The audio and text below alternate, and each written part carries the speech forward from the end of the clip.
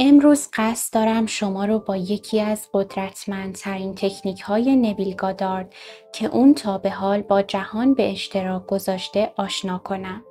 این تکنیک خیلی محبوب نیست و من دلیل اون رو میدونم. بعداً در ادامه این آموزش دلیلش رو به شما میگم، اما با دقت گوش کنید. همه میتونن ازش استفاده کنن.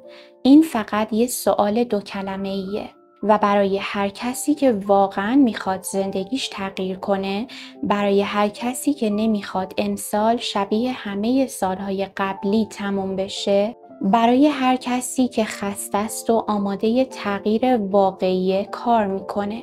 بیایید شروع کنیم. ازتون میخوام برای یه لحظه با خودتون کاملا صادق باشید. فرض کنید شما شخصی رو میشناسید و اون به تازگی به چیزی باور نکردنی دست پیدا کرده. اولین چیزی که به ذهنتون خطور میکنه چیه؟ چطور این کار رو انجام داد؟ اگه واقع بین باشید، یکی از اولین سوالاتی که از خودتون میپرسید اینه که چطور تونستن این کار رو انجام بدن. به خصوص اگه قبلا توی اون زمینه تلاش کردید و شکست خوردید، این موضوع بیشتر آزاردهنده است و اینجاست که قدرت پنهان نویل به کار میاد. چون همون سوال طبیعی که تمام عمر از خودتون میپرسیدید، همون سوالیه که میتونه خواستتون رو فعال کنه.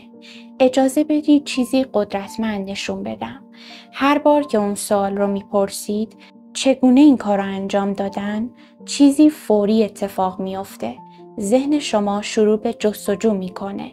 ضمیر ناخودآگاه شما وارد عمل میشه و به دنبال دلایل، پاسخها و توضیحات میگرده. و این رازه. همون پاسخ خودکار میتونه به درون خودتون معطوف بشه. نویل کشف کرد که وقتی اون سوال طبیعی و کنجکاوانه رو بر خودتون اعمال میکنید، نه درباره موفقیت شخص دیگه‌ای، بلکه درباره نتیجه مطلوب خودتون، ضمیر ناخودآگاه شما به همون روش فعال میشه. یعنی ناخودآگاه شما دیگه به دنبال اثبات شکست نیست، به دنبال ناامیدی نمیره، بلکه به دنبال فرضیه که نشون میده خواسته شما از قبل برآورده شده. و این همون بینشیه که نویل میخواست ما متوجهش بشیم. سوال چگونه من وقتی اون رو درباره خواسته خودتون میپرسید، مقاومت رو دور میزنه، ضمیر ناخودآگاه رو فریب میده، همونطور که ذهن شما وقتی کسی موفق میشه به طور خودکار به دنبال دلیل میگرده. اما حالا موضوع درباره اونها نیست، موضوع درباره شماست. آرزوی خودتون برآورده شده، معجزه خودتون کامل شده. 2 کلمه‌ای که نویل فاش کرد اینه: چگونه من، نه آیا من روزی، نه آیا من میتونم، نه کی این اتفاق میفته. خیر، این سوال با شگفتی پرسیده میشه، با سپاسگزاری پرسیده میشه، در زمان گذشته پرسیده میشه، انگار که از قبل اتفاق افتاده. چگونه من اینقدر به لحاظ مالی مستقل شدم؟ چگونه به راحتی اون شغل رویایی رو به دست آوردم؟ چگونه در عاشقانه ترین رابطه قرار گرفتم؟ آیا تفاوت رو احساس می کنید؟ دیگه در حال آرزو کردن نیستید. شما فرض می کنید. شما شگفت زده اید. شما در انتها ایستادید و با شگفتی به عقب نگاه می کنید. و زیبایی کار اینجاست. شما به دنبال پاسخ منطقی نیستید. این هدف نیست. خود سوال بذر تحقق رو توی خودش داره. احساس موفقیت رو در درون شما میکاره. حالا به یاد بیارید که قبلا گفتم این تکنیک خیلی محبوب نیست. خب دلیلش اینه. دونستن اینکه تکنیک چیه کافی نیست. میتونید به توضیح من گوش بدید. میتونید سرتون رو تکون بدید. حتی میتونید بگید آره منطقیه. اما اگه فقط به همین بسنده کنید، اگه هرگز ازش استفاده نکنید و اونو احساس نکنید، هیچ چیز تغییر نمیکنه.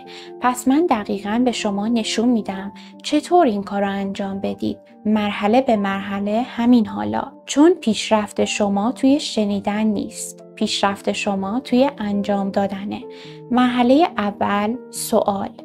ابتدا میخوام یک خواسته رو انتخاب کنید. فقط یکی، نه 10 تا، نه 5 تا. چون حقیقت اینه. ضمیر ناخودآگاه شما به انرژی پراکنده پاسخ خوبی نمیده. به تمرکز پاسخ میده. بنابراین یک خواسته رو انتخاب کنید که همین حالا بیشترین اهمیت رو داره. چیزی که اگه محقق بشه همه چیز رو برای شما تغییر میده. در ادامه میخوایم اون خواسته رو به یه سوال شگفت‌انگیز تبدیل کنیم. سوالی که از قبل فرض میکنه محقق شده. این سوال با 2 کلمه شروع میشه.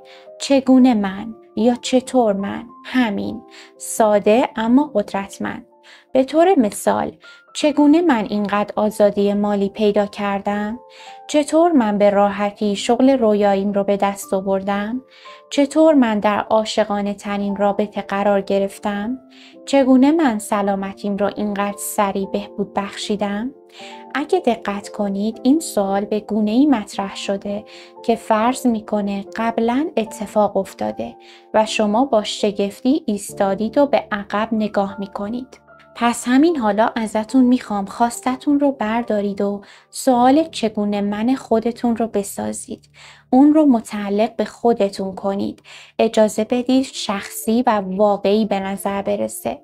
چون وقتی اون سوال رو دارید دقیقاً همون کلیدی رو در دست دارید که نویل به ما داد تا مقاومت رو دور بزنیم و مستقیما با ضمیر ناخودآگاه خودمون صحبت کنیم. مرحله دوم، احساس. حالا کلید اصلی اینجاست. دنبال پاسخ نگردید. سعی نکنید اونو بفهمید. به منطق پناه نبرید. هدف این نیست. در عوض اجازه بدید سوال به سادگی شناور باشه. مثل پروانه‌ای که توی هوا حرکت میکنه. مثل آهنگی که آروم در پس زمینه ذهن شما پخش میشه. اون رو مجبور نمی کنید. فقط اجازه میدید حضور داشته باشه و وقتی اون سوال در درون شما آروم میگیره توجه کنید چه اتفاقی شروع به رخ دادن میکنه. چیزی ظریف، آروم، یه تغییر. لحظه‌ای که میگید چگونه من، چیزی توی درونتون حرکت میکنه. ذهنتون آروم میگیره. شونه هاتون رها میشن. قلبتون کمی بیشتر باز میشه و سپس احساس میاد. اون احساس شگفتیه، تعجبه، همون لبخند آرومیه که نمیتونید وقتی چیزی زیبا و غیر منتظره رخ میده جلوش رو بگیرید. کمی فکر کنید. آخرین باری که زندگی شما رو با معجزه شگفت زده کرد کی بود؟ شاید یه پیام متنی که انتظارش رو نداشتید. شاید رسیدن پول از جایی که فکرشو نمی کردید. شاید کسی توی چشمهای شما نگاه کرد و کلماتی رو گفت که مدتها آرزو داشتید بشنوید. آیا اون لحظه رو به یاد میارید؟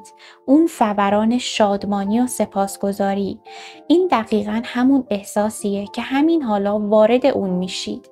دقت کنید. اون احساس پل ارتباطی شما با ضمیر ناخودآگاهه. احساس کلید تحقق آرزوهاست. وقتی توی این حالت میمونید و اجازه میدید اون احساس در درونتون گسترش پیدا کنه، دیگه در بیرون آرزو نمی کنید. شما در درون در حال یادآوری هستید.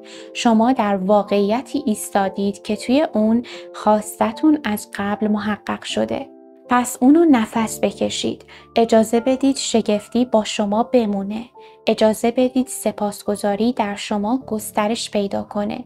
بذارید شادی در هر بخش از وجودتون رخنه کنه. این همون حالته که نویل درباره‌اش صحبت کرد. وقتی اونو به اندازه کافی عمیق احساس کنید، جهان چاره‌ای نداره جز اینکه اون رو مطابقت بده. و حالا که این احساس در شما برانگیخته شده، اینجاست که همه چیز به هم میپیونده. میخوام اجازه بدید اون احساس شما رو در بر بگیره. این فقط یه احساس گذرا نیست. این یه حالت بودنه. لازم نیست برای باور کردن تلاش کنید. لازم نیست خودتون رو مجبور به تصور کنید. خود سوال چگونه من از قبل فرض میکنه که واقعیه، مقاومت رو دور میزنه و به آرومی شما رو به نتیجه نهایی میرسونه. توی این حالت بمونید و اجازه بدید خودتون کسی باشید که از قبل اونو داره. این همون حالتیه که نویل ازش صحبت میکرد. حالت تحقق آرزو. و زمانی که توی اون حالت مستقر میشید، تنها کاری که اهمیت داره انجام بدید، پذیرفتن اون به عنوان واقعیت انجام شده است و به این ترتیب زندگی دوباره نظم میگیره. دنیای بیرونی به فرض درونی شما پاسخ میده و اون چه زمانی فقط یه آرزو بود به واقعیت تبدیل میشه.